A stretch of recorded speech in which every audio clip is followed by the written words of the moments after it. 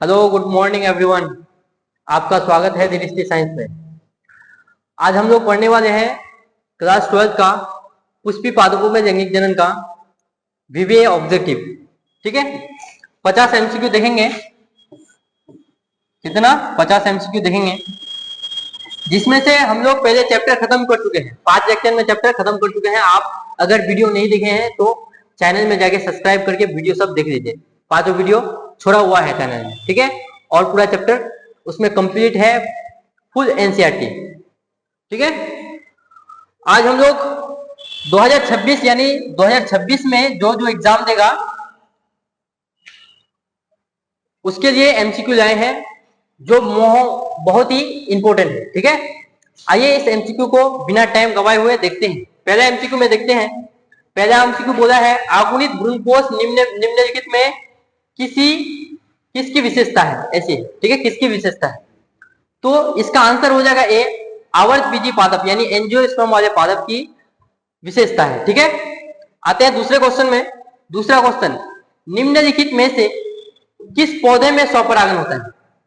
देखिए, स्वपरागन द्विलिंगी पादप में होता है। द्विलिंगी पादप मतलब दोनों लिंग मिलना चाहिए, नर और मादा। नर और मादा यानी पुंकेसर और स्त्री केसर दोनों भाग मिलना चाहिए। ऐसे वाले पादप में क्या होनी चाहिए? क्या होगा? स्वपरागन होगा। अगर एक लिंगी का बात करें तो एक लिंगी में क्या होगा? परपरागन होगा। क्या होगा? परपरागन होगा। आते हैं तीसरे क्वेश्चन में। तीसरा क्वेश्चन बोला गया है निम्न में से कौन सा जलीय जंगली घास है? इसका आंसर हो जाएगा हाइड्रिला और जलकुंभी, यानी इनमें से दोनों हो जाएगा, बी और सी दोनों। अगर बात करें जलकुंभी की, इसको ना बंगाल का आतंक भी कहा जाता है। क्या कहा जाता है? बंगाल का आतंक। ठीक है, आते हैं नेक्स्ट क्वेश्चन में। चौथा क्वेश्चन बोला गया है वायु परागन किसमें नहीं होता है? वायु परागन किसमें नहीं होता है? देखो, वायु परागन जो होता है घास में होता है, मक्का में होता है, गेहूं में होता है, लेकिन सेल्विया इसमें नहीं होता है वायु द्वारा परागन। ठीक है, आते हैं नेक्स्ट क्वेश्चन में। क्वेश्चन नंबर 5, इनमें से कौन सा फल कुट फल है? कौन सा फल क्या है? कुट फल है। आम का बात करें तो ये नहीं होगा। कुट फल किसे कहते हैं? कुट फल का दूसरा नाम है आभासी फल। क्या? आभासी फल।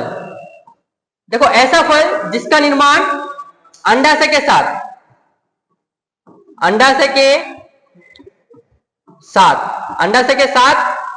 पुष्प के अन्य भाग से होता है। ठीक है, पुष्प के अन्य भाग से होता है। ठीक है, उसे क्या कहते हैं? हम लोग कुट फल कहते हैं। क्या कहते हैं? कुट फल या आभासी फल कहते हैं। ठीक है, अब देखो, सेब जो है ना, सेब इसका निर्माण अंडाशय के साथ साथ पुष्पासन से भी होता है, इसलिए हम लोग इसको क्या बोलते हैं? कुट फल बोलते हैं। क्या बोलते हैं? कुट फल बोलते हैं। ठीक है, आते हैं नेक्स्ट क्वेश्चन में। इनमें से कौन सा द्विगुणित संरचना है? द्विगुणित, देखो, अंडाणु जो होगा यह हैप्लॉइड होगा, आगुणित होगा। ठीक है, भ्रूणपोष ये कैसा होगा? त्रिगुणित होगा। ठीक है, अगर युग्मनज का बात करें तो युग्मनज जो होता है ये होता है द्विगुणित। क्या होता है? द्विगुणित होता है। आते हैं क्वेश्चन नंबर 7 में। क्वेश्चन नंबर 7 बोला गया है भ्रूणपोष का क्या कार्य है? भ्रूण बनाना? नहीं, भ्रूण बनाना नहीं। लिंग का निर्धारण करना? लिंग का निर्धारण ये कैसे करेगा? इनमें से सभी तो होगा नहीं, क्योंकि दो गलत हो गया। यानी भ्रूण को पोषण देना। क्या? भ्रूण को पोषण देना। इसका आंसर हो जाएगा बी, यानी भ्रूणपोष का क्या कार्य है? भ्रूणपोष क्या करता है? भ्रूण को पोषण देता है। ठीक है, आते हैं 8वां क्वेश्चन में। देखो, 8वां क्वेश्चन हो रहा है एक्सोपरागन बनने के लिए कितने सूत्री विभाजन की आवश्यकता होती है? कितने अर्धसूत्री विभाजन? देखो, अगर हम लोग बात करें एक परागन बनने के लिए अर्धसूत्री विभाजन करते हैं तो 4 बनता है। ठीक है, अगर हम लोग 4 को 25 से गुना करते हैं तो 100 हो जाएगा, यानी आंसर होगा ऑप्शन नंबर सी, आंसर 25 होगा। ठीक है, आते हैं हम लोग क्वेश्चन नंबर 9 में। ये बोला गया है द्विनिषेचन का अर्थ है। द्विनिषेचन का अर्थ है, देखिए, 2 अंड का संलयन नहीं, 2 अंड का संलयन नहीं करता है द्विनिषेचन।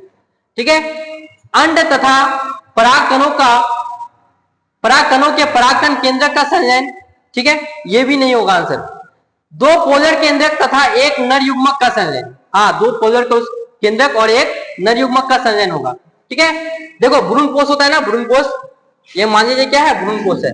यहाँ 3 कोशिका मिलता है, एक को बोलते हैं हम लोग अंड कोशिका, अंड कोशिका जिसको हम लोग बोलते हैं मादा युग्मक, मादा युग्मक। यहाँ होता है ध्रुवीय केंद्रक। जब भ्रूण कोष बनता है ना तो यहाँ आके एक संलयन करता है जिसको बोलते हैं हम लोग त्रिसंलयन, और अंड कोशिका के साथ एक संलयन करता है जिसको हम लोग बोलते हैं युग्मनज, ठीक है। और ये क्या करता है, दो पोलर केंद्रक तथा एक नर युग्मक का संलयन, ठीक है। आते हैं, चमगादड़ द्वारा परागन कहलाता है, चमगादड़ द्वारा परागन क्या कहलाता है, ऑर्निथोफिली, ये पक्षियों द्वारा परागन, ठीक है। हाइड्रोफिली, जल द्वारा परागन, यानी काइरोप्टेरोफिली, ये जो होता है चमगादड़ द्वारा परागन होता है। किसके द्वारा, चमगादड़ द्वारा परागन होता है। आते हैं क्वेश्चन नंबर 11 में, घोंगे द्वारा परागन कहलाता है, घोंगे द्वारा, जूफिली यानी जंतु द्वारा परागन, एनिमोफिली, एनिमोफिली हवा द्वारा परागन, हाइड्रोफिली यानी जल द्वारा परागन। अगर मेलेकोफिली की बात करें तो ये घोंगे द्वारा परागन होता है, क्या, मेलेकोफिली। आते हैं क्वेश्चन नंबर 12 में, बिना निषेचन फल बनने की विकास को कहते हैं, बिना निषेचन का फल जो बनता है उसको हम लोग बोलते हैं अनिषेक फलन। क्या बोलते हैं, अनिषेक फलन। ऑप्शन नंबर सी हो जाएगा, क्या हो जाएगा, अनिषेक फलन। आते हैं क्वेश्चन नंबर 13 में, निषेचन की खोज किसने की थी, देखो नॉसिन, दोहरे निषेचन की खोज, ठीक है। लुइनहॉक नहीं होगा, रॉबर्ट ने नहीं होगा, स्टर्नबर्ग, ठीक है, स्टार्सबर्ग ने किया था क्या, निषेचन की खोज, ठीक है। आते हैं क्वेश्चन नंबर 14 में, एंटीमोफिली पर परागन निम्न में से किसके द्वारा होता है, एंटीमोफिली, देखो चमगादड़ द्वारा काइरोप्टेरोफिली, कीटों द्वारा, पक्षियों द्वारा क्या हो जाएगा, एंटीमोफिली होगा, नहीं, और चींटियों द्वारा नहीं होगा, एंटीमोफिली बोला है तो कीट द्वारा क्या होता है, कीट द्वारा एंटीमोफिली, क्या होता है, कीट द्वारा एंटीमोफिली। आते हैं हम लोग क्वेश्चन नंबर 15 में, ऑर्निथोफिली परागन किसके द्वारा होता है, ऑर्निथोफिली, ऑर्निथोफिली जो होता है पक्षियों द्वारा परागन होता है, किसके द्वारा, पक्षियों द्वारा परागन होता है। आते हैं हम लोग क्वेश्चन नंबर 16 में, वेलेस्नेरिया में किस प्रकार का परागन होता है, वेलेस्नेरिया में किस प्रकार का पर परागन होता है, कौन सा पर परागन होता है, ठीक है। देखना हम लोग पढ़े थे जल द्वारा परागन दो प्रकार के होते हैं, एक तो इपीहाइड्रोफिली, एक होता है हाइपोहाइड्रोफिली। इपीहाइड्रोफिली में हम लोग देखे थे वेलेस्नेरिया, तो ये जो होगा जल द्वारा परागन होगा। वेलेस्नेरिया में किस प्रकार का पर परागन होता है, तो जल द्वारा पर परागन होता है, ठीक है। आते हैं हम लोग एनिमोफिली परागन निम्न में से किसके द्वारा होता है, एनिमोफिली, एनिमो जल द्वारा हो जाएगा, हाइड्रोफिली, ठीक है। एनिमोफिली वायु द्वारा क्या होगा, एनिमोफिली, एनिमोफिली किसके द्वारा होगा, वायु द्वारा होगा, एनिमोफिली। आते हैं क्वेश्चन, एक परारूपी आवर्त बीजी भ्रूण कोष कार्य होते हैं। अगर भ्रूण कोष की बात करें, किसकी, भ्रूण कोष, इसमें 7 कोशिका, कितना कोशिका, 7 कोशिका और 8 केंद्रक पाया जाता है, कितना, 8 केंद्रक पाया जाता है, 8 केंद्रक पाया जाता है, 7 कोशिका और 8 केंद्रक पाया जाता है। इसका संरचना अगर बोले तो इसका संरचना होता है, यहां पाया जाता है 3 कोशिका, 2 को हम लोग साइड वाला को बोलते हैं सहायक कोशिका, सहायक कोशिका, ठीक है, और इसको हम लोग बोलते हैं अंडक कोशिका, जो होता है मादा युग्मक, मादा युग्मक, ठीक है। यह है ध्रुवीय केंद्रक, दोनों, ये दोनों केंद्रक क्या हो गया, ध्रुवीय केंद्रक, ध्रुवीय केंद्रक, और यहां 3 कोशिका पाया जाता है जिसको हम लोग बोलते हैं प्रतिव्यासंत प्रतिमुखी, प्रतिव्यासंत मुखी। इसमें कुल कितने कोशिका है भाई? 7 कोशिका है। 7 कोशिका, 7 कोशिका और 8 केंद्रक। ठीक है, ये किसकी संरचना है? भ्रूण, भ्रूण कोश की संरचना है। किसकी संरचना है? भ्रूण कोश की संरचना है। आते हैं नेक्स्ट क्वेश्चन में। नेक्स्ट क्वेश्चन क्या बोला गया है? बीजांड के बीजांडकाय में पाई जाने वाली रचना को स्पोरोफाइट की अंतिम अवस्था में उसे क्या कहते हैं? देखो, बीजांडकाय के अंदर पाया जाता है एक द्विगुणित कोशिका, जिसको हम लोग क्या बोलते थे? पूर्व बीजाणु मात्र कोशिका, मेगा स्पोर मदर सेल बोले थे। क्या बोले थे? मेगा स्पोर मदर सेल बोले थे। ठीक है, क्लास देखिएगा ना, ये सब समझ में आ जाएगा। ठीक है, याद करने का चीज है नहीं ये सब। ठीक है, इसको समझने का चीज है। आप क्लास देखिए, आपको पूरा समझ में आ जाएगा। ठीक है, गुरु बीजाणु मात्र कोशिका। ठीक है, आते हैं क्वेश्चन नंबर 20 में। परागकोश भित्ति में इनमें से कौन सा नहीं है? देखो, एंडोथीसियम है, ठीक है, मध्य परत भी है, टेपिटम भी है, यानी इंटेगुमेंट नहीं है, ये परत नहीं होता है। ठीक है, टेपिटम क्या होता है? परागकोश की यानी लघु बीजाणुधानी की सबसे अंदर वाली परत होता है, यानी परागकोश बोला है। ठीक है ना, ये हो जाएगा ऑप्शन नंबर डी इसका राइट आंसर, यानी नहीं बोला है। क्या बोला है? नहीं है। आते हैं क्वेश्चन नंबर 21 में। निषेचन क्या है? निषेचन देखो, अंड तथा नर न्यूक्लियस का संयोजन, अंड तथा सेकेंडरी न्यूक्लियस का संयोजन हो जाएगा। किसका होगा? अंड तथा सेकेंडरी न्यूक्लियस का संयोजन तब बनता है हम लोग का भ्रूण कोश। क्या बनता है? तब होता है दोहरा निषेचन। क्या होता है? दोहरा निषेचन। ठीक है, 2 ध्रुवीय केंद्र के साथ एक अंड कोशिका के साथ निषेचन करके किसका? दोहरा निषेचन होता है। ठीक है ना, एक तो ऊपर ध्रुवीय केंद्र के साथ करता है तो भ्रूण कोश का निर्माण करता है, और नीचे युग्मनज, युग्मनज आगे चल के भ्रूण बनाता है, और भ्रूण को पोषण कौन देता है? भ्रूण कोश देता है। ठीक है, आते हैं क्वेश्चन नंबर 22 में। एक प्रारूपी पुष्प में कितने प्रकार के पुष्प पत्र है? अगर पुष्प पत्र की बात करें, हम लोग क्लास में भी देखे हैं, पुष्प पत्र 4 प्रकार के पाए जाते हैं। बाह्य, दल, पुंज, एक होता है हम लोग का दल पुंज, दल पुंज, और एक होता है पुमंग, और एक होता है जायांग। ठीक है, ये चारों होता है हम लोग के पास, यानी 4। 3 तो होगा नहीं, 2 भी नहीं होगा, 1 भी नहीं होगा। ठीक है, ऑप्शन नंबर क्या हो जाएगा? ये आंसर राइट हो जाएगा। आते क्वेश्चन नंबर 23 में। पुष्प कृषि को क्या कहते हैं?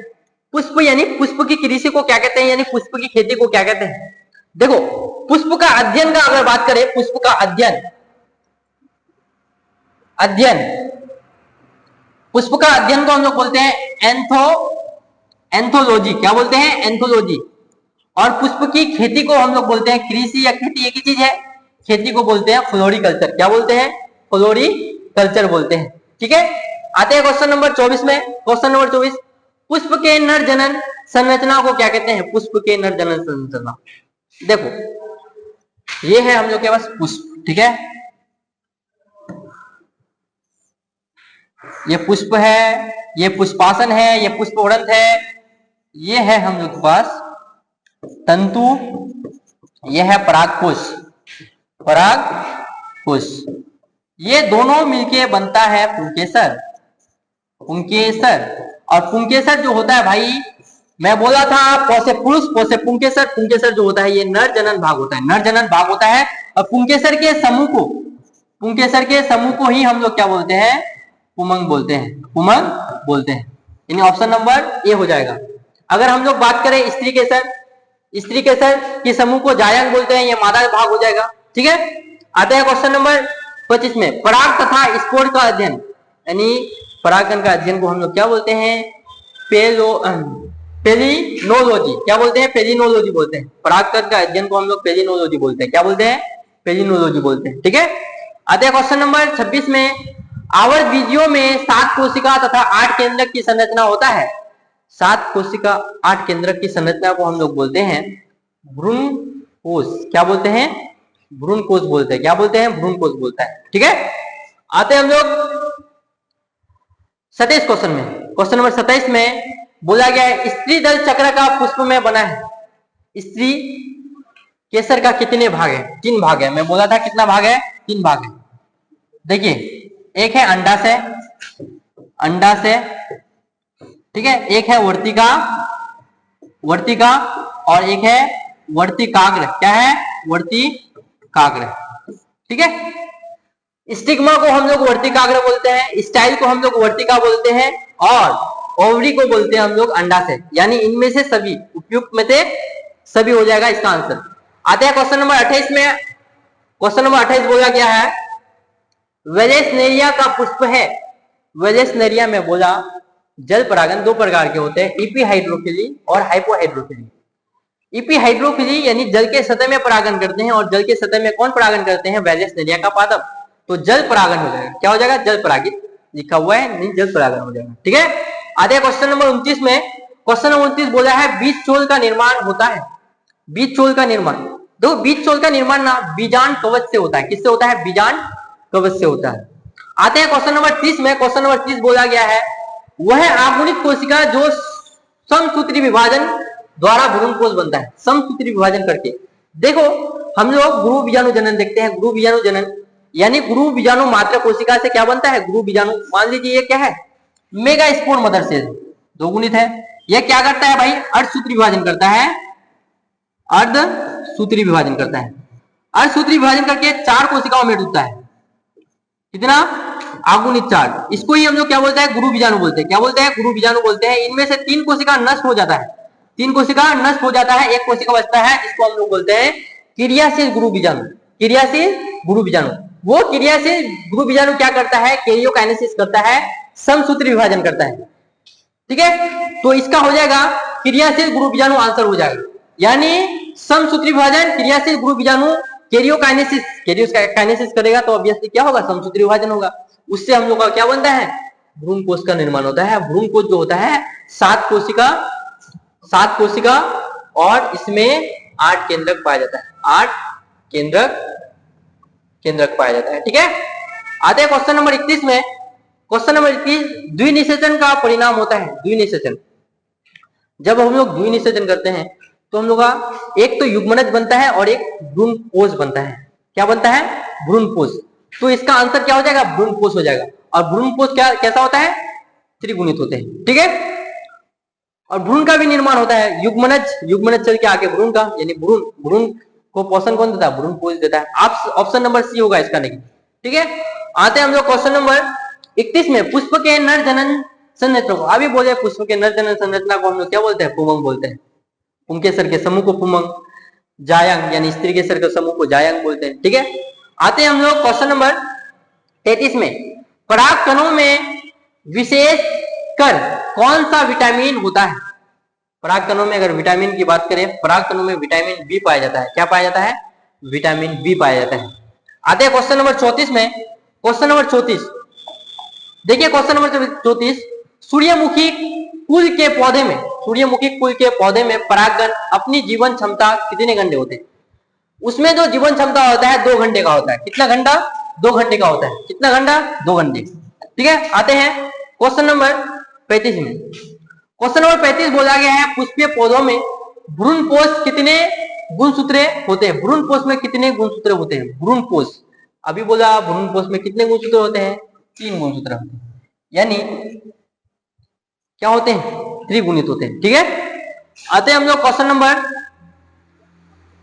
36 में। युग्मक बनने की क्रिया को क्या कहते हैं? युग्मक बनने की क्रिया को युग्मक जनन कहते हैं। क्या बोलते हैं? युग्मक जनन बोलते हैं। आते हैं नेक्स्ट क्वेश्चन में। क्वेश्चन नंबर 37 में आते हैं।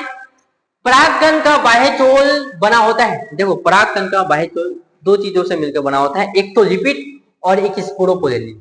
और स्पोरोपोलिन क्या था? पादप जगत का सबसे कठोरतम पदार्थ था। मैं सब बोला हूं क्लास में। अगर आप क्लास नहीं देखे हैं तो क्लास जाके देखिए, तब ये एक भी एमसीक्यू नहीं बनेगा तो हमको बोलिएगा। ठीक है, आते हैं हम लोग क्वेश्चन नंबर 38 में। पुंकेसर कितने भागों में बटा है? भाई पुंकेसर 2 भागों में बटा है, तंतु और परागकोश। तंतु और परागकोश। आते हैं क्वेश्चन नंबर 39। लघु बीजाणुधानी की सबसे आंतरिक परत को, देखो लघु बीजाणुधानी की सबसे आंतरिक परत को हम लोग क्या बोलते हैं? टेपिटम बोलते हैं। क्या बोलते हैं? टेपिटम। ठीक है, और टेपिटम जो होते हैं ना, वो क्या करते हैं? परागकणों को पोषण देते हैं, और ये बहु केंद्रक होते हैं। ठीक है, आते क्वेश्चन नंबर 40 में। क्वेश्चन नंबर 40 बोला गया है पुष्प के नर जनन अंग को क्या कहते हैं? पुष्प के नर जनन अंग, फिर नर जनन अंग आया तो पुमंग कहते हैं। पुंकेसर के समूह को पुमंग, स्त्री केसर के समूह को जाया। ये सब याद करते रहिएगा। आते हैं क्वेश्चन नंबर 41 में। क्वेश्चन नंबर 41 बोला है परागकण किसका प्रतिनिधित्व करता है? परागकण, परागकण क्या होता है? नर युग्मकोद्भिद होता है। क्या होता है? नर युग्मकोद्भिद होता है। आते हैं क्वेश्चन नंबर 42 में। क्वेश्चन नंबर 42 क्या बोला गया है? एक पुष्प पादपों में नर जनन अंग को कहते हैं। फिर नर जनन अंग, नर जनन अंग भाई क्या होते हैं? पुंकेसर, और पुंकेसर के समूह को, पुंकेसर के समूह को हम लोग बोलते हैं क्या? पुमंग। क्या बोलते हैं? पुमंग। पुमंग को ही हम लोग क्या बोलते हैं? एंड्रोसियम। आते हैं स्त्री केसर के समूह को क्या बोलते हैं? जाया, गाइनोसियम। परागकोश, ये तो होगा नहीं, परागकण भी नहीं होगा। क्वेश्चन आते हैं 43 में। क्वेश्चन नंबर 43 बोला गया है एक पुष्पीय पादप में मादा जनन अंग, मादा जनन अंग क्या है? स्त्री केसर। स्त्री मतलब लड़की, लड़की का मतलब क्या होता है? मादा होता है। क्लास में सब बोला गया है, ठीक है। आते क्वेश्चन नंबर 44 में परागकण के बाह्य चोल में अस्पष्ट द्वारक का रंध्र को कहते हैं। देखो परागकण के बाह्य चोल में एक छिद्र पाया जाता है जिसको हम लोग क्या बोलते हैं? जनन छिद्र बोलते हैं। इसमें ना स्पोरोपोलिनिन क्या होते हैं? अनुपस्थिति होते हैं। आते हैं क्वेश्चन नंबर 45 में माइक्रो स्पोरेंजियम की आंतरिक भित्ति को जो पोषण होते हैं उसे क्या कहते हैं? आंतरिक भित्ति भाई, इसको यानी लघु बीजाणुधानी, लघु बीजाणुधानी की आंतरिक भित्ति की अगर बात करें तो टेपिटम होता है, वो क्या करता है? परागकणों को पोषण देता है और बहु केंद्रीय होते हैं। सबसे आंतरिक भित्ति ये मध्यम परत होता है, मिडिल लेयर 1 से 3 कोशिकाओं का बना होता है, ठीक है। आते क्वेश्चन नंबर 46 में पर परागन और स्वपरागन से अच्छा होता है क्योंकि इनमें बेहतर नवीन विष्टियां उत्पन्न होती है। ये तो ट्रू बात है। नई प्रजाति बनती है, ये भी है। यह अनिषेक फलन प्रेरित करता है। यह आर्थिक दृष्टि से लाभदायक है, लाभदायक है। लेकिन इसका बेहतर ऑप्शन अगर देखेंगे हम लोग, बेहतर नवीन विष्टियों उत्पन्न करता है, यानी अच्छे से अच्छे विष्टियां लाता है, ठीक है। आते क्वेश्चन नंबर 47 में वायु परागन में होता है वायु परागन। अब देखिए इसका क्वेश्चन, ये वायु परागन मैं पढ़ाया हूं, ठीक है। अगर आप वीडियो देखें ना, इसका आंसर आप हमको कमेंट में बताइए, कमेंट में बताइए, ठीक है। बहुत आसान क्वेश्चन है, अगर जो वीडियो देखा है तो आराम से बता देगा, ठीक है। आते हैं क्वेश्चन नंबर 48 में परागकणों यानी लघु बीजाणु के उत्पन्न में लघु बीजाणु मात्र कोशिका क्या करता है? लघु बीजाणु मात्र कोशिका क्या करता है भाई? अर्धसूत्री विभाजन करता है और लघु बीजाणु का निर्माण करता है। यानी माइक्रोस्पोर मदर सेल क्या करता है? मियोसिस करता है, और मियोसिस करके अर्धसूत्री विभाजन, यानी अर्धसूत्री विभाजन को ही मियोसिस करते हैं और क्या बनता है? लघु बीजाणु बनता है, ठीक है। आते क्वेश्चन नंबर 49 में युग्मक संलयन पूर्ण होने पर क्या होता है? युग्मन संलयन, जब दो युग्मक बन जाते हैं तो युग्मनज का निर्माण करता है, यानी जाइगोट का रचना करता है। क्या करता है? जाइगोट का रचना करता है। आते हैं क्वेश्चन नंबर 50 में एक भ्रूण पुट्टी में दो प्रकार के संलयन युग्मनज संलयन तथा त्रिसंलयन स्थान लेते हैं। इस परिघटना को क्या कहते हैं? इस परिघटना को हम लोग क्या बोलते हैं भाई? क्या बोला है? संलयन, युग्मन संलयन और त्रिसंलयन। त्रिसंलयन मतलब त्रिगुण बनता है, क्या बनता है भाई? भ्रूण कोष बनता है। क्या बनता है? भ्रूण कोष बनता है। और ये युग्मनज जो बनता है वो क्या मादा अंड कोशिकाओं को जाके बनता है। तो इसका क्या हो जाएगा? इसका हो जाएगा हम लोग का बनता है, यानी भ्रूण कोष बनेगा। क्या बनेगा? भ्रूण कोष बनेगा। देखिए ये एमसीक्यू आप देखें, ये एमसीक्यू में है कुछ नहीं। अगर आप एमसीक्यू बायोलॉजी का याद करेंगे तो आपसे होगा नहीं, क्योंकि एक एमसीक्यू है नहीं भाई। कम से कम आपको बायोलॉजी में तो ऐसा नहीं है कि बिहार बोर्ड आपको क्वेश्चन बैंक से क्वेश्चन उठाते हैं, नहीं, ऐसा है नहीं। 4 से 5 क्वेश्चन बैंक से क्वेश्चन उठाएंगे, बाकी आपका एनसीईआरटी से रहेगा, घुमा हुआ क्वेश्चन रहेगा। यानी आपको एनसीईआरटी समझना है। एनसीईआरटी समझिए, 5 वीडियो में लेक्चर खत्म है, वो देखिए, उसके बाद देखिए ये वीडियो। आपको समझ में नहीं आएगा तब कमेंट कीजिएगा। 50 क्वेश्चन में 50 क्वेश्चन बन जाएगा आपका, ठीक है। मिलते हैं नेक्स्ट वीडियो में। नेक्स्ट वीडियो हम लोग जाएंगे सब्जेक्टिव का, इसी चैप्टर का सब्जेक्टिव का जाएंगे, ठीक है। तो आज वीडियो सब्सक्राइब कर देना जो जो देखा है आज। अगर आपको है ना नोट्स चाहिए, ये नोट्स चाहिए, किसी भी बायोलॉजी का नोट्स चाहिए, एमसीक्यू का नोट्स चाहिए, तो आप क्या कीजिएगा, टेलीग्राम कमेंट में पिन कर दिए हम, उसको ना आप टेलीग्राम से आराम से जाके नोट्स ले सकते हैं। ठीक है, मिलते हैं नेक्स्ट वीडियो में। चलो धन्यवाद।